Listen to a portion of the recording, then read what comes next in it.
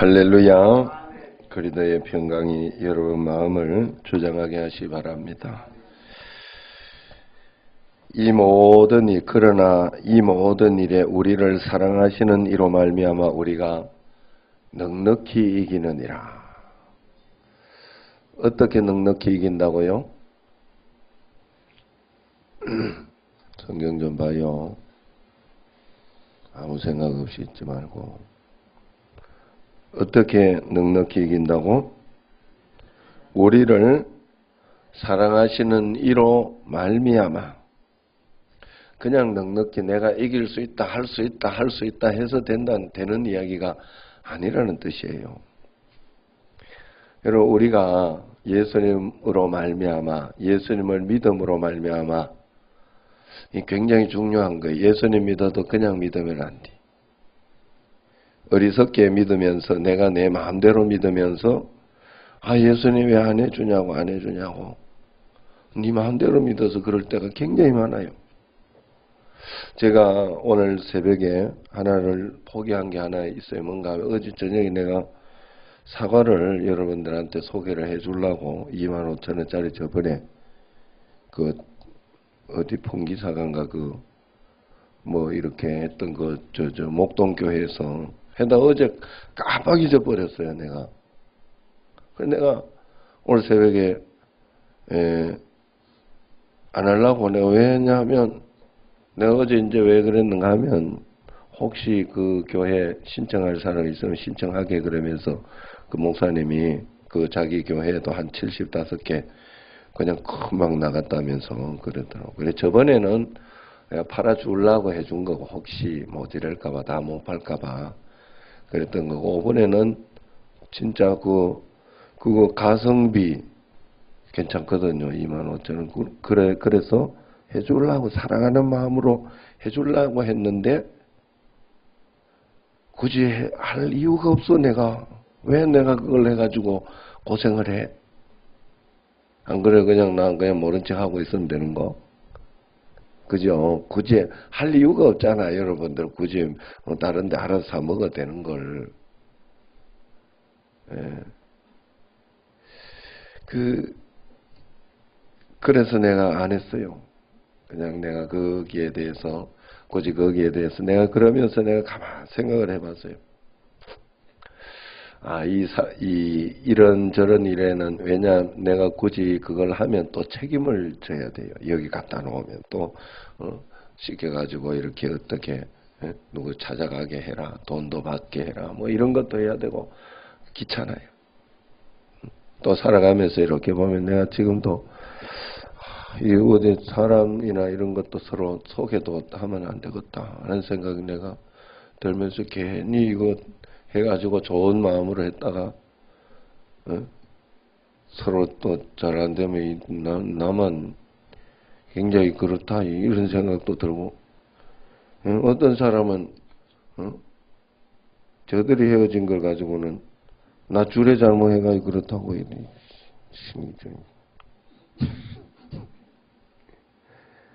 중요한 거는 말을 들어야 돼. 하나님, 여러분 우리가 내 마음대로 해놓고 믿어도 별 수 없네. 네 언제 믿었냐 이 말이야. 우리 정말 하나님 말씀대로 믿어야 돼. 정말 하나님 뜻대로 살아야 된다고. 그래야 그 다음에 이야기할 것도 없어요. 역사는 일어나니까 그러면 역사는 반드시 일어나요. 내가 안 일어난 걸 본 적이 없어요.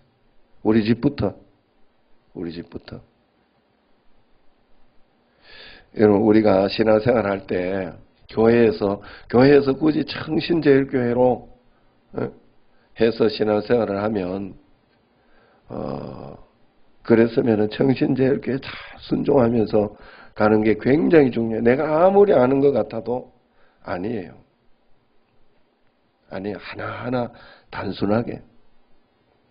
우리 찬양대도 마찬가지예요. 찬양대 내가, 찬양대에서 혹시 뭔 소리 나오고 이러면 내가 막 굉장히, 내가 없어도 되는 걸 말로 만들어가지고. 없는 데 많거든, 새벽에. 안 그래요? 하나님 진짜 더 찬양하고 또 더 열심히 내고 이렇게 하라고 처음 만든 거거든, 사실은. 그런데 그거는 없어지고 막 찬양대에서 다른 이딴 소리만 막 쿡쿡 나오고 막 옷이 어떠니 그것 때문에 막 서로 그거 하고 이러면 내가 얼마나 후회가 되겠어요. 안 그럴까요? 왜 이런 문제가 나올까? 원 의미가 없어지고 자기 마음대로 믿는 거예요. 자기 뜻대로. 신앙생활은 그렇게 하는 게 아니에요. 여러분 정말로 하나님을 잘 믿어야 돼. 하나님을. 그래서 이 모든 일에 우리를 사랑하시는 이로 말미암아 우리가 넉넉히 이기는 일. 하나님은 분명히 모든 일에 있어서 하나님이 우리를 사랑하시기 때문에 우리는 항상 이분을 의지하고 이분을 바라보면서 이분을 의탁해야 돼요. 그래서 이분의 힘입어야지만 우리가 넉넉히 이길 수 있는 것이지 내가 할 수 있다 그런다고 되는 일이 아니더라니까. 신앙생활은 그렇게 되는 일이 아니에요. 그렇다고 뭐 그거 긍정적이고 할 수 있다 하는 소리를 안 할 수는 없어, 교회에서. 왜냐하면 그 방법으로 가는 거니까. 하나님을 믿는 올바른 믿음, 긍정적인 믿음 가지고 그 방법으로 가는데도 잘 안 될 수 있어요. 왜? 내 마음대로 하면 그래요. 여러분들이 언제나 내가 하나님 앞에서 내가 바르게 믿고 있는지, 하나님을 온전하게 내가 지금 내가 이 찬양대 하는 것도 무엇으로 하고 있는 것이 올바른 것인지, 예배를 드리는 것이 이 새벽기도 주님 앞에 나와서 예배 드리고 하는 것이 올바르게 하나님을 바라보고 있는지 자신을 잘 살펴봐요. 잘 살펴봐요.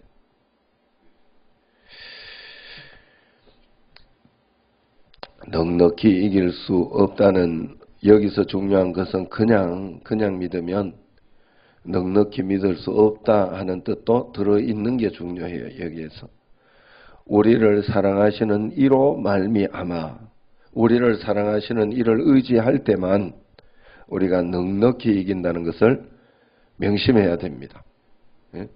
새벽 기도만 나왔다고 그렇게 되는 게 아니에요. 그런데 이렇게 이야기하면 꼭 참 신기한 거는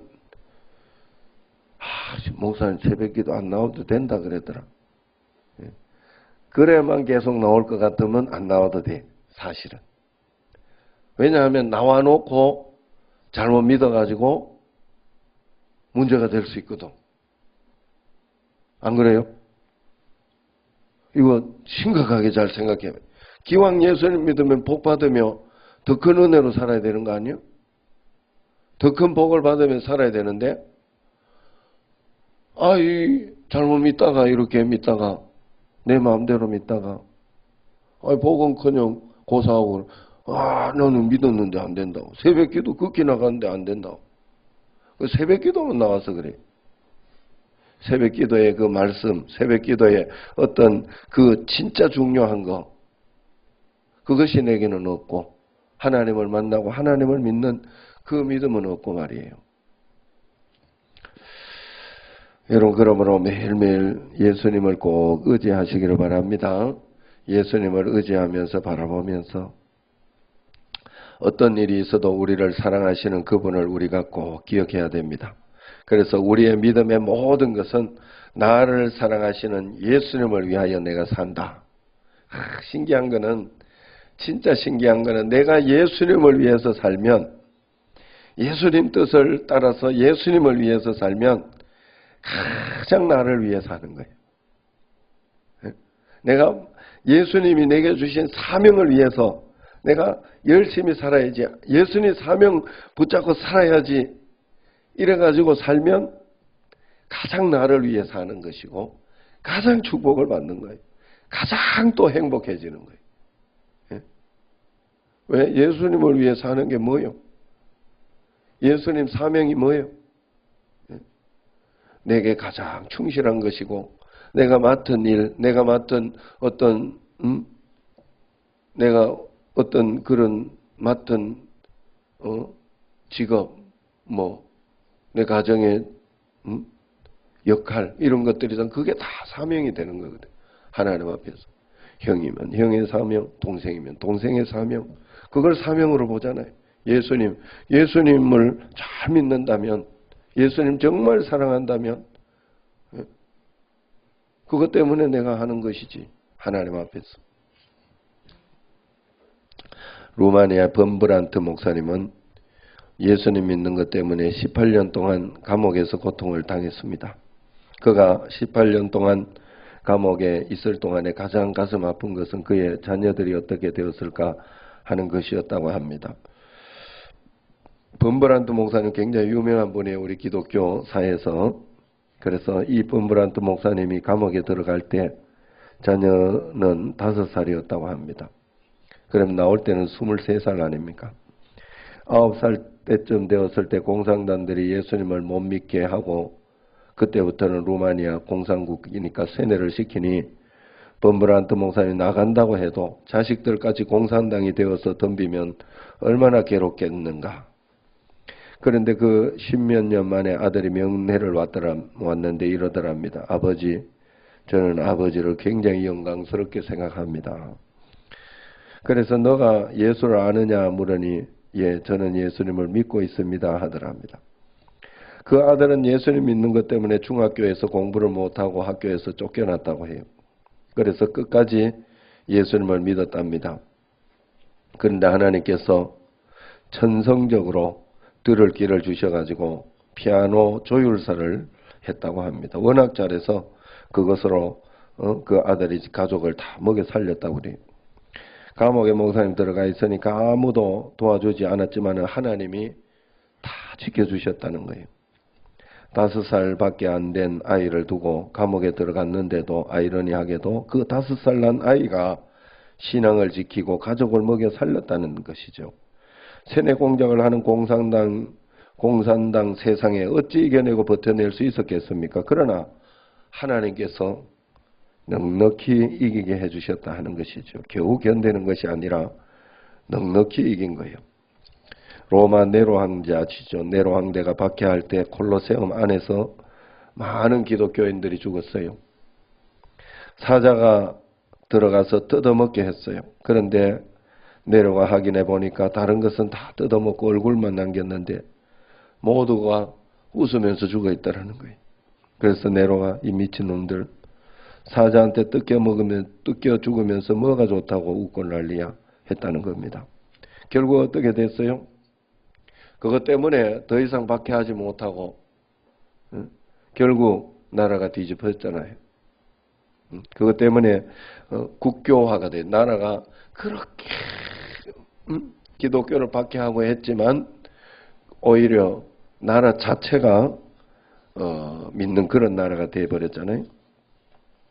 여러분 그 주기철 목사님의 우리가 간증을 이렇게 들을 수 있잖아요. 주기철 목사님의 그래가지고 주기철 목사님 딸이 하는 그 장로님이 있어요. 지금 돌아가셨나 그래요. 그 아들, 막내 아들인가. 그분의 이렇게 간증을 들어보면 그렇게 흩어져 가지고 정말 주기철 목사님 거기 그렇게 불쌍하게 됐다 그래요. 그런데 그때 한번 기회가 있었다고 하죠. 주기철 목사님 거기를 회유하기 위해서 그 일제 시대에 그렇게 했는데 공산당 시대에 김일성이가 그 주기철 목사님 아내 되는 분을 찾아갔다고 하잖아요. 그래가지고 돈을 한 보따리를 사가지고 가가지고 이쪽으로 오라고. 왜냐하면 그쪽에 이렇게 뭔가를 하면 공산국을 만드는 굉장히 도움이 되잖아요. 그러니까 그거를 회유했다고 그래요. 거기에서 단호히 그 아내가 안 받았다고 하죠. 주기철 목사님 사모님이 안 받아가지고 그러니까 자기 그 아들은 저걸 받으면 살 수 있는 길이 열리는데 왜 저러냐 하면서 그럴 때 어릴 때 굉장히 어머니를 원망했다 그래. 그런데 어떻게 됐어요 지금? 그 이후 하나님은 그 가정을 버리지 않았어요. 그 장로님도 아무 일자무식 배운 거 없었지만은 큰 사업가로 굉장히 잘 하시다가 지금 아마 돌아가신 걸로 내가 알고 있어요. 뭐 거기까지 다 잘 모릅니다만. 그러나 지금 주기철 목사님의 손주인 주승준 교수님이 우리 다닐 때 교수님이었어요. 학교. 그분이 지금 여기 주안교회에 와서 그렇게 목회 잘하고 있잖아요. 여러분, 하나님을 사랑하는 마음으로, 우리가 주님 사랑하는 마음으로 한 걸음 한 걸음 살아갈 때 하나님은 우리에게 가장 큰 은혜와 복으로 하나님은 반드시 책임지신다는 사실 절대로 잊어서는 안 돼요. 여러분들이 주님을 위해 행한 어떤 그런 것들을 헛되다고 겉에 있는 육신으로 본 그 눈으로만 여러분들이 절대로 판단해서는 안 돼요. 여러분, 정말 내가 주님 사랑하는 마음으로 이 새벽 기도도 하나님 앞에 주님 사랑하는 마음으로 나와서 주님께 드리고 또 말씀을 잘 받고 내가 오늘도 하루를 하나님 말씀대로 하나님 주신 하루를 말씀대로 살아봐야지. 말씀대로 살아봐야지. 그러면서 한 걸음 필요 없는 거는 하지 말고 하나님 앞에 그러면서 잘 기도해보면서 나 어제 깜빡 잊고 내가 이야기를 아유 잘 됐다 내가 왜 그 복잡하게 그걸 하려고 그랬지. 나는 좋은 마음으로 진짜로 그러려고 했는데 다 그런 게 책임이거든요. 복음 전하는 것만 해도 거기에 내가 더 애를 쓰고 한마디라도 더 해야 되는 사과 하나 팔라고 내가 왜 그 짓을 해가지고 그래 내가 진짜 정신이 번쩍 들어.